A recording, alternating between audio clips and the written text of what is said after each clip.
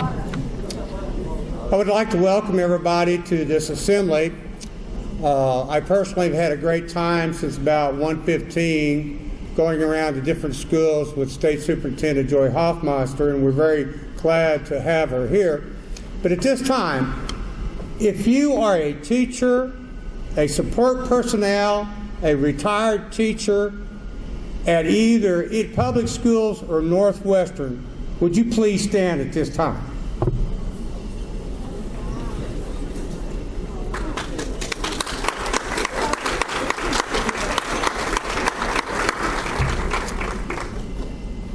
I personally want to thank you for the efforts and what you do for the children that you reach out each and every day.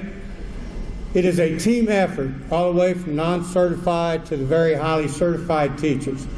And we're very fortunate that we have been able to host Joy Hoffmeister, the State Superintendent of Schools.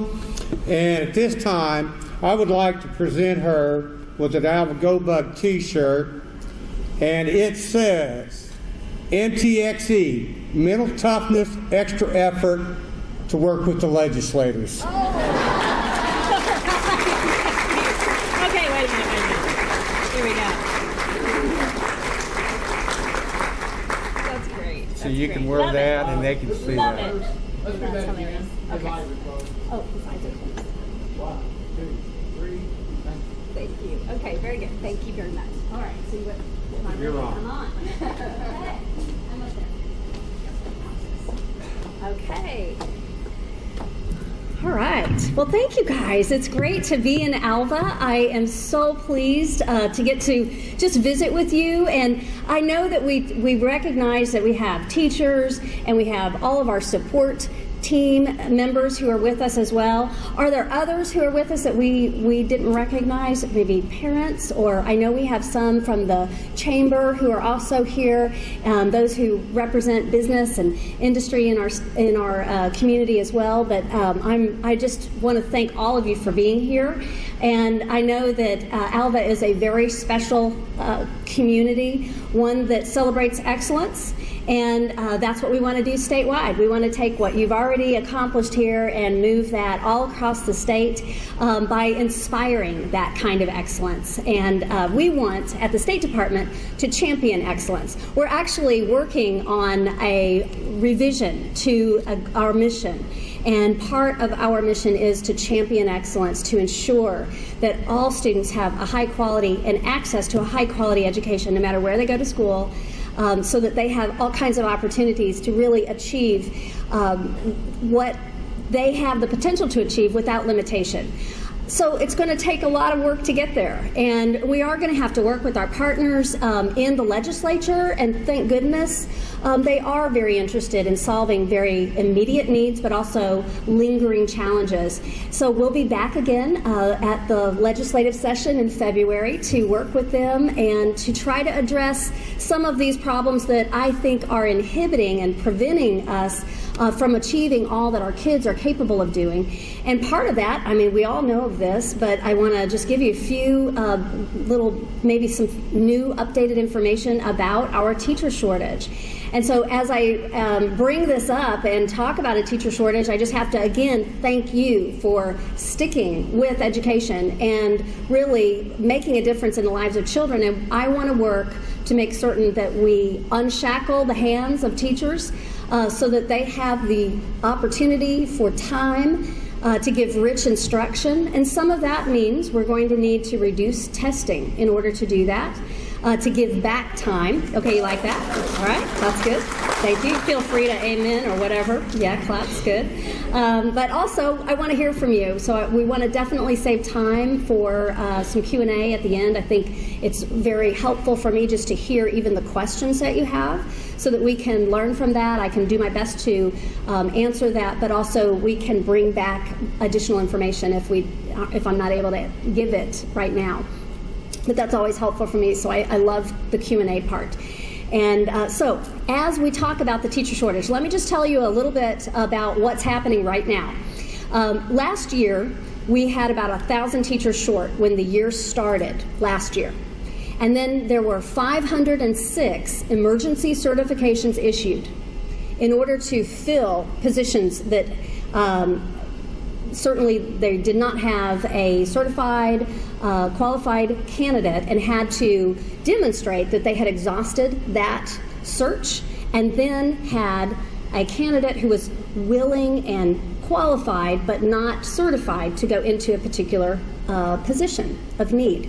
And so that was 506. In fact, today we got to meet one of our emergency certified heroes with us. And is it Linda? No, tell me your name again. Dixie. Okay, Dixie with chemistry. Or coming out of a nursing background. What a wonderful example of someone who's part of the community, who loves this school, loves our students, is a parent, I can tell from the buttons, of football players, right? More than one. And is also someone who's highly qualified and able to step in that subject content area. But last year we ended the year, even with issuing 506 emergency certifications, we ended the year still 1,000 teachers short and had to cut about 800 classes across the state because there wasn't even someone emergency certified to fill those. So when you think about it, just stop and think about something. What is this and how does this affect kids? Well, when you're eliminating classes, you're really eliminating a very rich course selection opportunity. You're eliminating the things that are not necessarily the core for graduation, but they are very important. Debate, AP physics, calculus, things that are not necessarily required but are very important for our students who need to move on to post-secondary education, and we know that only 49% of our kids are after they graduate high school. Only 49%. And that doesn't jive with what we know we need. By 2020, 62% of the jobs in Oklahoma will require more than a high school diploma. So it's my job to really think through what are the strategies on how we close the gap. And so part of that then brings us back to the discussion on the teacher shortage. Getting kids ready means having a permanent, vibrant professional in every classroom. They need to have someone that knows them from the beginning to the end and is able to give them a high-quality education. So let's just think about this concept that we've been talking about with emergency certification. In 2011, there were only 32 emergency certifications issued. Only 32. Now, fast forward, and I already told you last year there were 506. So let's come to just this past board meeting at the state level. The State Board of Education granted for August, just August alone, 503 emergency certifications. And there are still 1,000 teachers short, even with those emergency certifications being filled. So when you think about how it affects kids, and we actually are receiving national media inquiries about this because Oklahoma's shortage is historic. And we know that there's a national teacher shortage. And there are a few states that don't have this issue. And we are reaching out to those states to help recruit teachers there to bring to our state, but we are not competitive enough to be able to draw them to our state. So part of this, when we put it in terms of how does this affect kids, and will 1,000 teachers, and I'll have maybe someone even in the legislature or in business will say, but how many teachers are there? 1,000's not that many. Well, it really is if you think about it in terms of how it affects kids. One classroom with a class size of 25 or let's say 35, depending on the grade level, assuming that they have the same teacher all day, affects 23,000 to 35,000 Oklahoma school children when we have 1,000 teachers short. We're talking about tens of thousands of Oklahoma kids. And yet, despite this shortage, we still see gains. We see gains with the ACT score statewide. We see gains with our Native American population, which is a true point of pride for Oklahoma. Did you know that in Oklahoma we have 130,000 Native American students across our state? It is the largest Native American student population in the country. The next would be Arizona, and it's about half what we have. And we are achieving great things with our Native American population in that subgroup. Our graduation rate for the state average it has dropped. And that is about a little over 82%. It's still above the national graduation rate, but it's not where I want to go. I want us to be at the top. I have set a goal for us to reach 90% graduation rate over time. And that is an audacious goal. And I would challenge you to also set audacious goals. Why have a goal if they're not audacious? They've got to be daring and bold, and they require a strategy to get there. So if we're going to do this, we've got to solve it with teachers, because research says teachers are the most important person in the schoolhouse in affecting higher outcomes for kids. So that's number one priority for me. The second way we reach this is with testing, because with testing, if we have an imbalance in the focus, then we lose an overall focus on learning. Instead, we are just so focused on one test on one day in the spring testing window, and all the stakes that are attached to that, whether it's graduation or whether that has to do with teacher evaluation or A through F report cards for schools. I'm asking for balance. And if we use the time wisely, we can give back instruction time without the expense of adding days to the calendar year. So to me, it makes sense this way. So one of the initiatives that we found ourselves that we were proposing to the legislature last session was to re-evaluate our current end of instruction exams. So all of our high school teachers who are wearing those nice gold bug black and gold shirts might appreciate this, and our middle school teachers as well. I want to see us reevaluate those end of instruction exams. They cost our state $7 to $8 million per year, and no one looks at that after you graduate. No one looks at a score. Not any end of instruction exam is going to be used by a school of admissions for a college or career at all. I think that they serve the purpose, but they don't provide the kind of a comparability across state lines to really know how are our kids doing? How are we measuring up when it comes to that college and career readiness? And they're very expensive.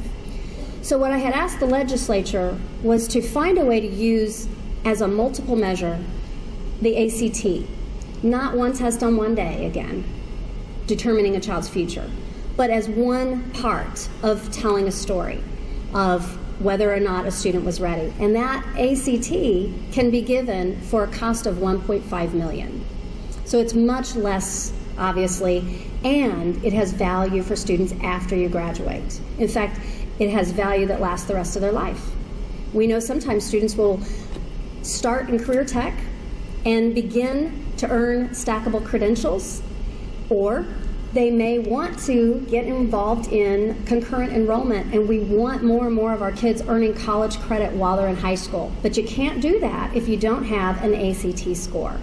So when the ACT plan test that's given in 10th grade was discontinued, and this is the first year it was discontinued, and we realized that districts had been given that for about 20 years at no cost to the student and at no cost to districts, they began to clamor for something else that was of comparable value that would give them the kind of information they needed.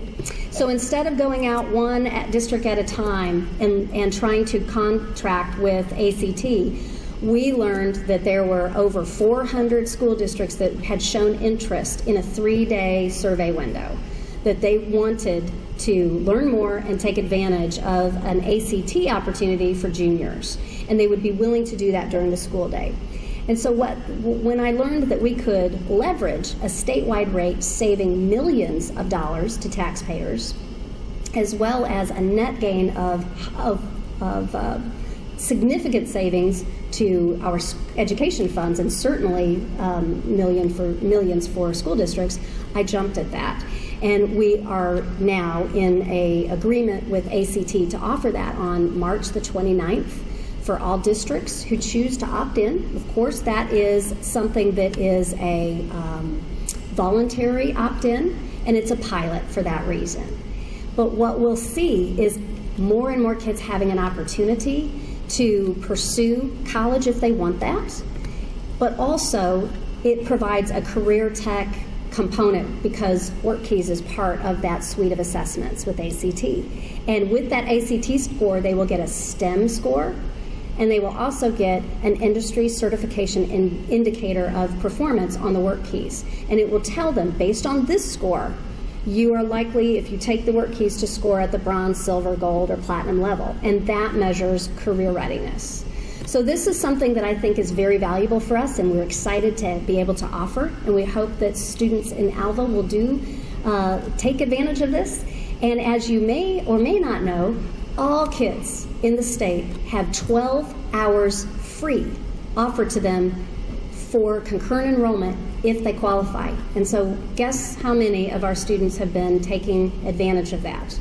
Only about 9%. We lag other states. And again, you can't take it if you don't have an ACT score. So what we learned was out of juniors, 50% of our juniors, out of the 44,000 juniors, 50% weren't taking it. And 22,000 were left behind because of distance or because of they couldn't get to a test site on a Saturday. So we've closed that gap, and we're hoping to be successful with that initiative. So that's one example of how we can look at testing and bring value. Tester tools, we need them, but I think we need to hit the reset button and make certain that from early to the end, we are doing something that has value and benefit for kids with testing. And finally, I want to work to build capacity. Capacity for you, capacity within the State Department so that we can better serve the communities in the state. And that starts with leadership. And I think that as we begin to look at ways to provide leadership training opportunities, professional development, anything that we can do to support what is happening in schools, that's what I want to focus on so that it's sustainable, so that we can see the kinds of initiatives that work fantastically in a certain community continue to grow and serve as a model for other parts of our state if it's appropriate. We have a lot of work to do. The stakes are high.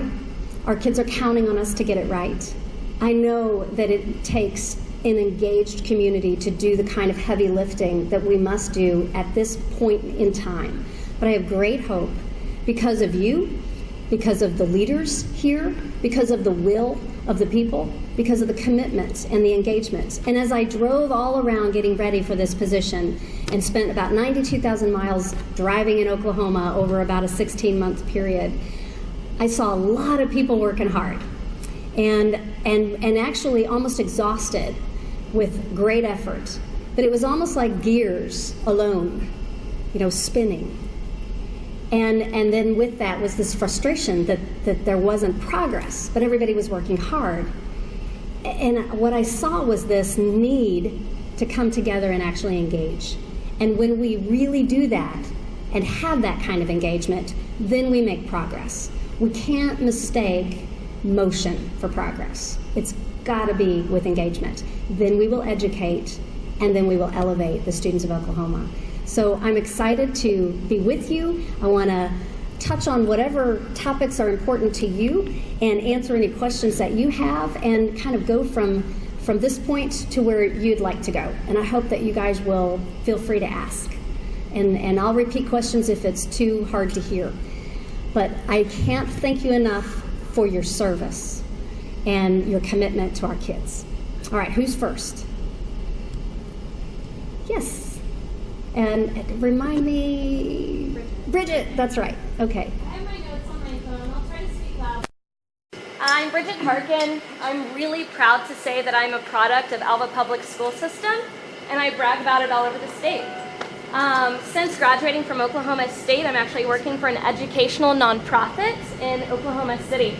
And so my question kind of stems from my work with this nonprofit.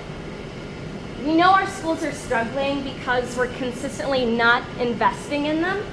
And we know that racial bias and incarceration are actually a huge concern in our state. In fact, in 2015, the Children's Defense Fund report stated that we spend 2.3 more on prisoners than we do on our public school system, okay? So my question is, what exactly is it going to take to invest more in education and to start talking about these really tough issues? And what will it take for our communities to realize the importance that this is for all students to obtain a quality education? So basically, if you couldn't hear that, it was a comparison of the amount of money that is spent in incarceration and the amount of money that is invested per pupil spending, okay, as opposed to per prisoner spending. And it is quite a dramatic difference. We do have to find a way to shift those dollars, and we hope that that happens with some of the initiatives. I do know that the governor is very interested in looking at that this year and has began great conversations about this. So I think that's we need to be on the right track to keep our cities safe, but also to have a plan for how we provide the kinds of education and on-ramps to independence and success for all of our citizens. We do have we have the largest number of females incarcerated in our state than in any other country. So here's how that than any other state in our country. Here's how that affects us in education. We have one of the highest number of student populations in foster care. So we are certainly finding that this is going to impact the composition of our classrooms, the challenges that we face. These are students that are going to be more expensive to educate and are going to require a higher degree of community engagement. I think the quick answer to this is simply that it is going to take our state collectively as individuals letting their legislators know what is important. Now, I'll tell you my feeling about this. I see a renaissance in many of our communities, economic growth, okay, and with a revitalization of downtown and some of our urban settings. But what I'm concerned about is that without the foundation and investment in education, that we are building without a foundation, and we cannot sustain that renaissance of growth. So those two things have to be working at the same time with a plan. So my job is to think about what is best for kids and how we work to make them as successful as I believe their potential allows, and that is the sky's the limit, truly. But it takes the engagement, because this can't be solved with one group. It will take all of us together, really rolling up our sleeves to solve it, and we are talking about it, and that is the first step. Just raise your hand so I can kind of see where to look. Okay. Is there a plan in legislation right now to take all of the teachers from Oklahoma and make our system comparable to the states that are surrounding us, and to develop a better plan for teacher retention? Okay, so the question was, is there a plan to be competitive with other states when it comes to teacher retention? So pretty much, is that what you asked? Okay, so the answer to that is that yes, there is a plan. It is not there's not a silver bullet to this, because there are different reasons for teacher shortage. We have to look at the pipeline of those who are going through our schools of education, and we have a weakened pipeline, but that's really not the whole story. Part of our teacher shortage is because those who are graduating out of our schools of education are not staying in Oklahoma. We know that of those who graduate, 40% are gone, or they're out of the profession, or they're out of our state in 1 to 5 years. 40% we lose. Now, we're investing in those schools of education. Those are public dollars. So we need a strategy there. That is where the teacher compensation and the basic laws of economics apply. When you can go to, and I'm going to be happy to tell you this in Alva, so close to the Kansas border, but I don't tell this in Durant because it's just a little too close to Texas to make this so boldly known. But in North Texas districts, you can make $50,000 as a brand new teacher with zero experience. and we just can't compete with $31,600 for starting teacher pay. And that can include benefits and retirement. So up to $31,600. That is, we are at the bottom. When you look at the nation and teacher compensation packages, and ours is based on a package including retirement. There's only 2 states that rank lower than Oklahoma, and it's Mississippi and South Dakota. So my plan is that we need a $5,000 teacher pay increase to bring us to the regional average. And we need to do that with a plan, and yes, please, yeah, I agree. And I'm asking just to be regionally competitive. We can't even consider being nationally competitive.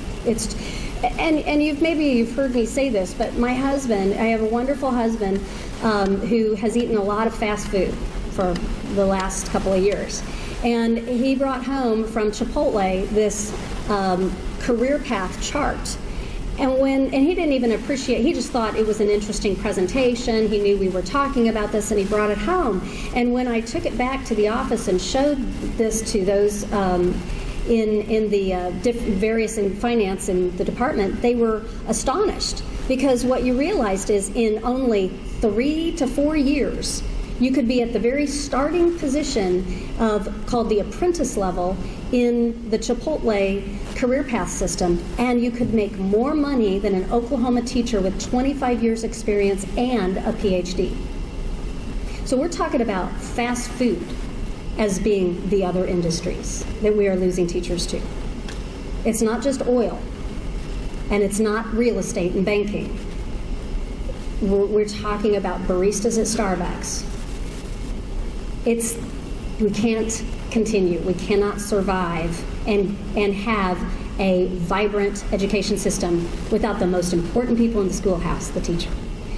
We also, though, have to do a better job of recruiting people, and I think that comes with building a culture of trust and respect. And that starts with me. We need to be proud of the profession that we belong to and that we have honed our craft.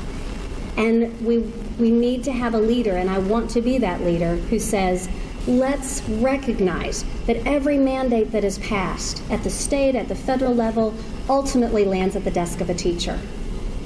It's time to revisit many of these things that are taking away the time for rich instruction.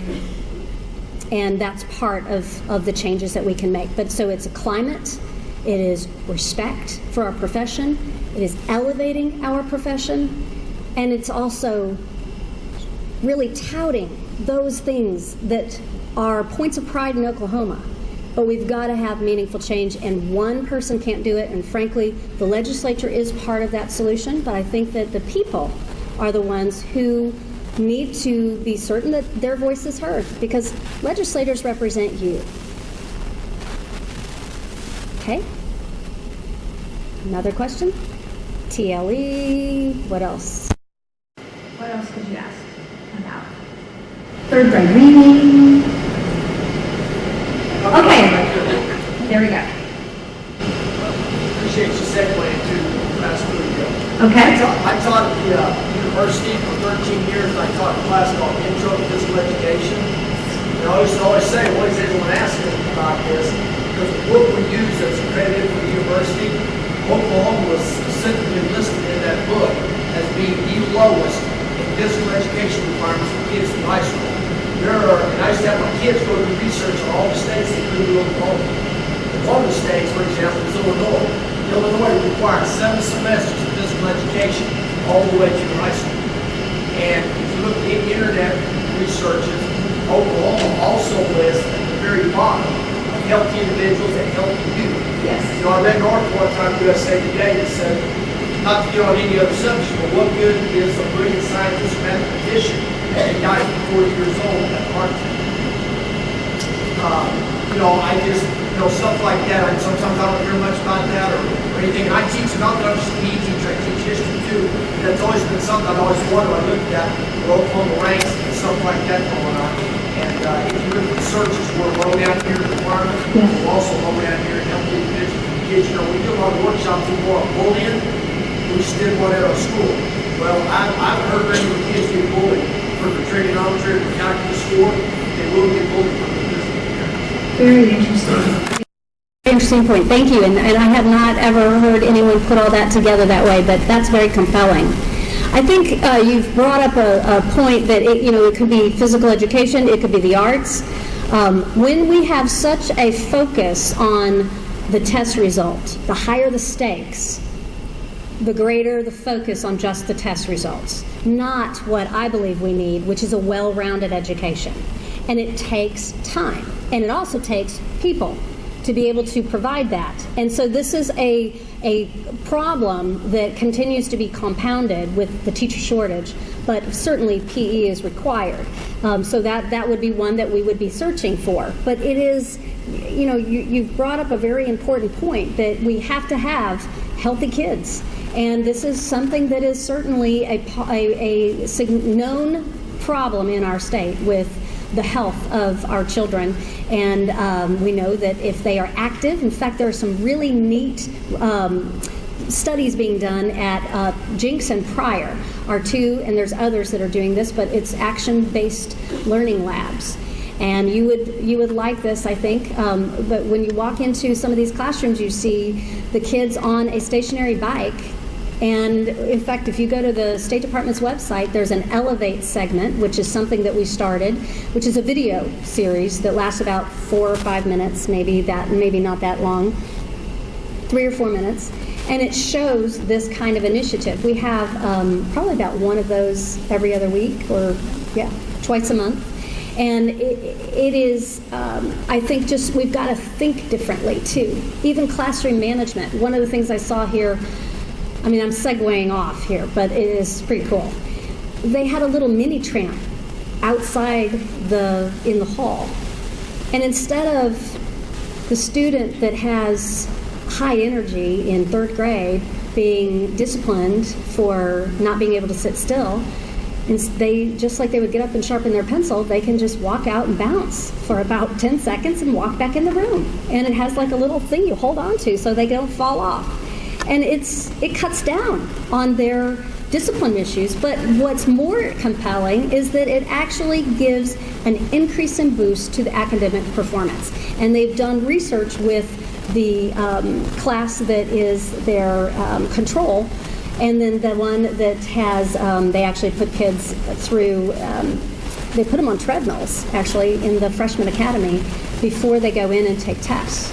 And they did this they followed them for an entire year, and it was market difference. So there's a lot to be said to well-rounded education, and you've touched on one part of that. So what is it going to take to do something more than just acknowledge that? We've got to have the time. You've got to have the time back. And that is why the focus has to be on instruction time. And it takes time for that rich instruction. It takes time for that hands-on learning. And so we will work toward that. Okay, another. Yes, sir. Here, in the back.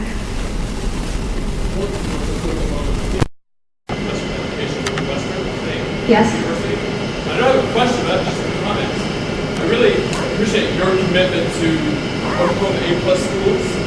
It is, as you're talking about, well-rounded, your commitment to creating well-rounded children. That's a fine model for us to all look at out of UCO and Edmonds. Yes. So thank you for your past support, and I'm wondering if you can continue to support that model. Absolutely. We don't have any A+ schools in Northwest Oklahoma yet. We have our first one in Eden that just opened up this year, and it's at Carver Early Childhood Center, and it's running remarkably well. So I guess I do.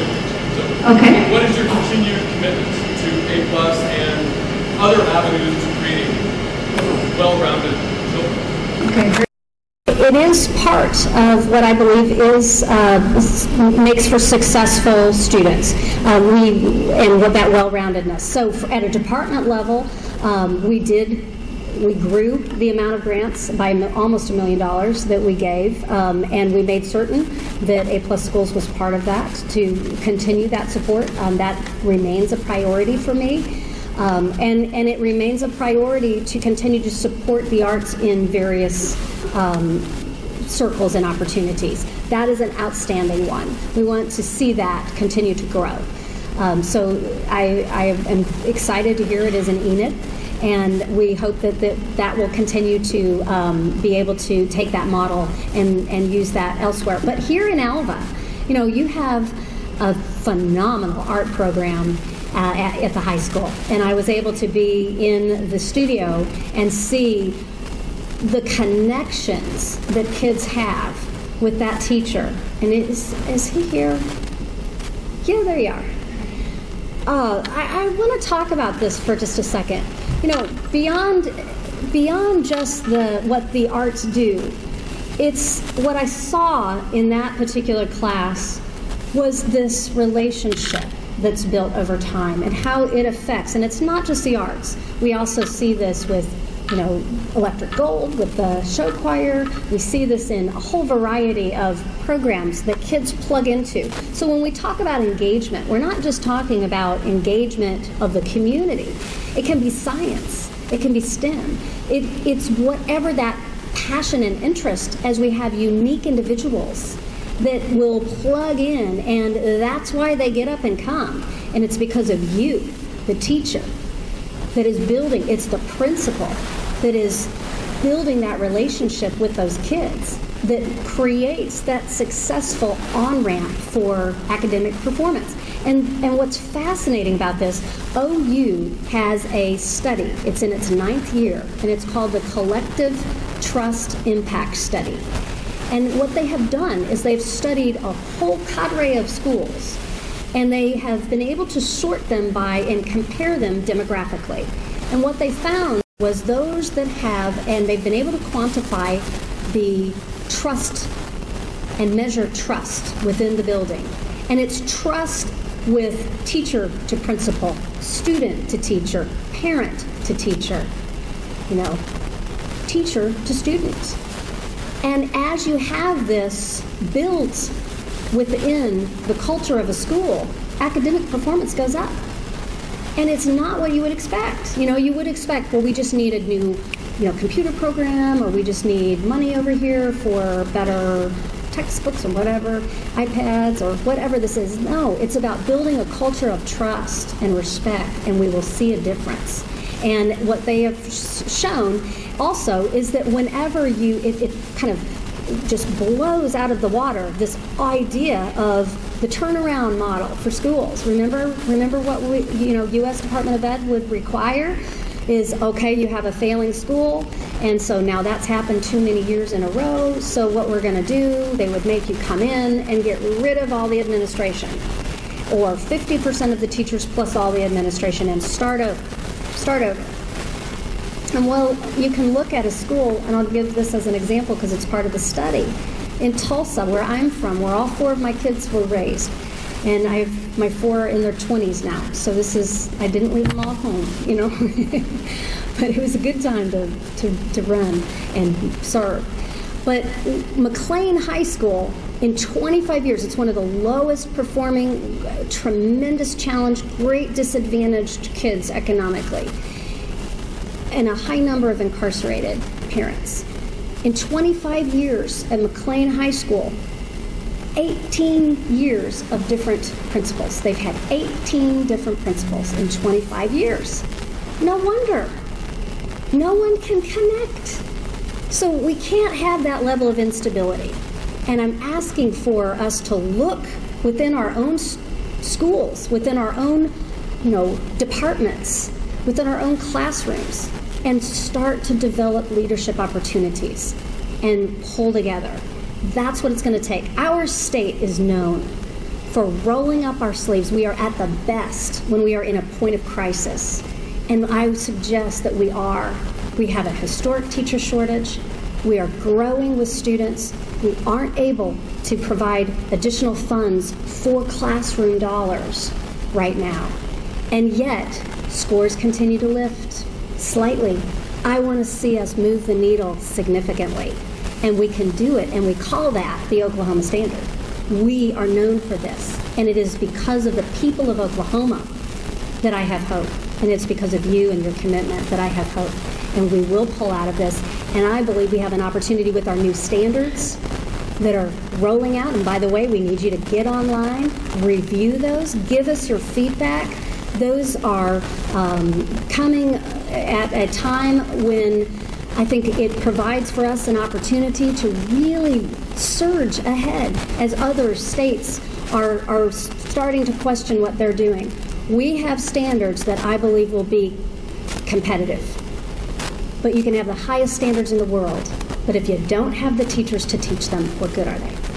So again, it comes right back to you, the teacher, and how much we need you. All right, there was one more question over here. Third, okay. I guess my question is, why are we requiring our third grade students who are on an IEP, who we know are significantly behind for certain reasons, to pass the third grade reading test? And then along with that, why is third grade the pivotal year? Why are we not trying to identify these students as early as possible? Because we see in third grade that sometimes they're missing some of our basic skills, which are not always taught in the third grade. So why are we saying third grade has to be the year that these children are? Okay, great question. So she asked why third grade, and then well, why are we requiring those special education students that we do believe and have past experience to make us, reach the conclusion that it is going to be very challenging for them to pass this. Why do they need to even take that test? Did I capture that? Okay. So first of all, why third grade? That is the first year that federally mandated testing begins. And so that really is probably why. Now this is something that's been going on for a long time. And it was just the last 2 years ago that began to have consequences. What I objected to was the state thinking it knew better than those who knew the students, and basing a decision only on a test score. So I was against the idea of simply having a test and saying, here's what that line in the sand is drawn, and you will be retained or you will go forward based on that. There were some exemptions, but I still think it doesn't ever replace those who know the child best making the decision, and frankly that includes our parents. We should never be in a place where we say we will shut out the voice of the parents. So that bill was changed, and when they changed it at the last minute, they put a sunset on that bill, and that sunset just meant it lasts for 2 years and then it vanishes and goes away unless the legislature comes back and pushes it forward or lifts or extends the sunset. So last year, what occurred was they added more to that law, which pushed the view down to first grade and second grade, which actually I think we were already doing, and yet they felt to be legislated because that was just something important to the lawmakers. It's expensive when you legislate something to be done a certain way all across the state. And yet that has passed, and we now will begin the process of looking beyond third grade earlier. I'm a former first grade teacher. I do support this, what your comment about we should be starting earlier, absolutely. And what I saw today when I was in one of your former Teacher of the Year, I think either for the school site or for the district, Mrs. Mata, there you are, she's a rock star right here. In that kindergarten class, that is what I typically see in a first grade class. But it was happening on the 5th week of kindergarten. And I applaud you. Kids can do what you are asking them to do, and they already are. And you were using kinesthetic, auditory, and visual. And that was, and you were reaching them, and it was only 5 weeks in. That's really exciting. The other thing that's exciting is that you have early childhood programs as well. And raise your hand if you're an early childhood teacher. There you are. There's a couple over here. You hold the key. And we need to get parents engaged to understand how to get them ready. But yes, it's going to take starting earlier, and it's going to also take a plan. And so I saw that reading, literacy first, benchmarking, those pre-tests, that work that's being done in the schools today. And I know that you're looking at was it the fluency part? And last week you were looking at phonics and doing some of this measurement. That's key, and I'm glad to see that. We need this. That is going to help solve it. It is too late to wait to third grade to solve this for kids. So I think we're on the right track with that. Now, your question about special ed is something that we need to have context federally. Oklahoma, for the last 20 years, and we were one of the last states to do this, but for the last 20 years, other states have been addressing their special education students differently than we have. And the U.S. Department of Education last year passed a rule, and now it is law, that you cannot give modified assessments to the 2% of our students. So those would be, our students who might have a reading learning disability. The 1% can still have modified assessments, but not the 2%. For those, does everyone kind of understand what I'm saying? Because I'm talking in teacher and education lingo a little bit. And so somebody else might not understand that. Our most profoundly disabled still get that. Those who have a IEP and are mainstream in the classroom are those who used to have a modified assessment and it's been taken away. And it was like a light switch in Oklahoma that got turned off. And that's the disservice, okay? Other states have supported the general ed teacher differently. So when I first took office, I said, how can this even be legal? What's the point of an IEP?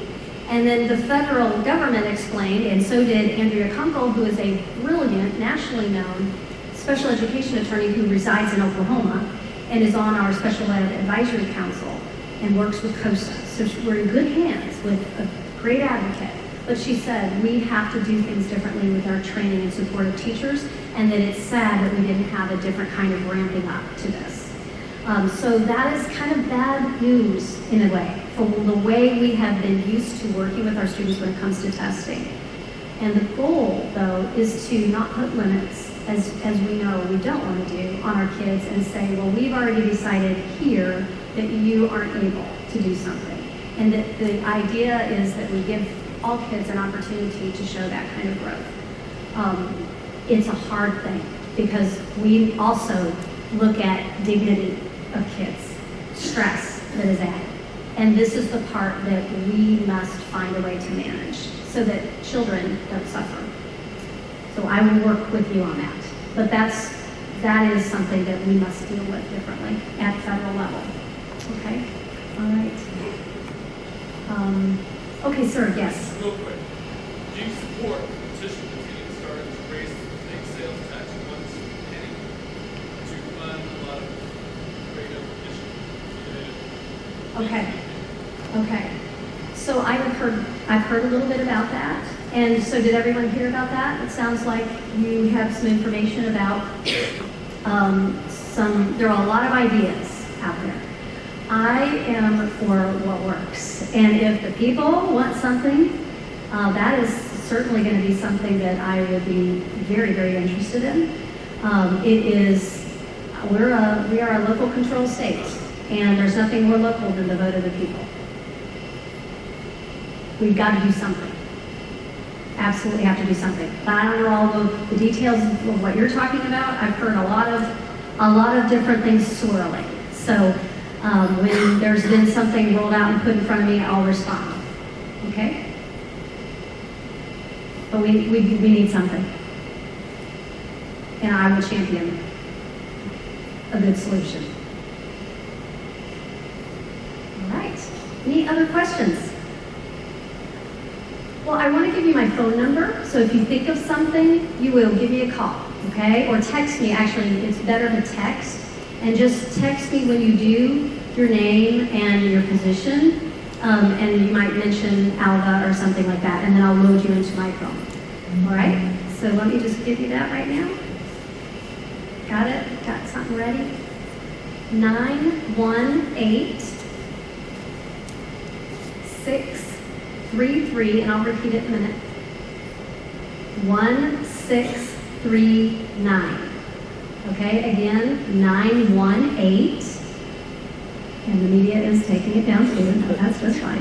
918, it's fine, really. I will just tell you to call Dina. No. Okay, 918-633-1639. And I really, really appreciate it if you will just text me. You know, good things that are happening, things that links to something that is important to see. I can't tell you how wonderful that is to hear from you, just, or, and I do get every now and then, it's like, I don't understand why you did this and what that means, and I can copy, paste it, send it to whomever, and send you a quick text back and say, glad to hear what, you know, or I hope that I want to understand this better. But I have really only had one person abuse that. Okay, so, and I did block that person. So that's my cell phone for about maybe 16 years. But it really isn't effective. Texting is the best. It's really hard for me to call you back because it might be really late. But just text me, okay? And stay in touch and stay engaged. And I appreciate your commitment. You all are just fantastic. And it is truly inspiring to be in Alva today. So thank you for the invitation, and I'm so happy to be with you.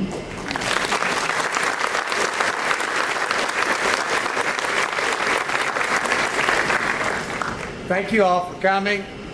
As she reaches for excellence at the state level, she can always come back because Alva is a symbol of excellence. Thank you for being here.